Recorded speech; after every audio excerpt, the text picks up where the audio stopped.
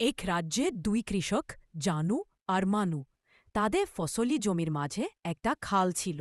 সেই খালের পানি আর মাছ নিয়ে প্রতিদিন তারা ঝগড়া করত। রাজার কাছে এর বিচার গেল। রাজা তাদের ডেকে বললেন, একজন পানি নেবে আর একজন মাছ নেবে। যে যা চাইবে বলো।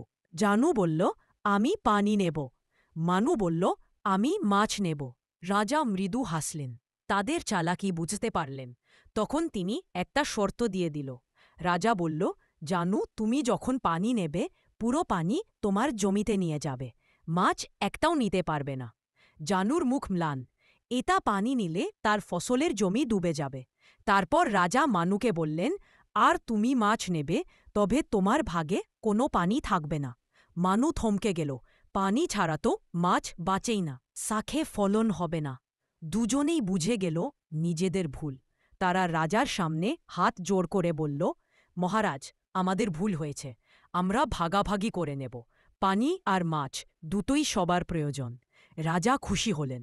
সেদিন থেকে তারা খালের পানি ও মাছ সুন্দরভাবে সমান ভাগে ব্যবহার করতে লাগল।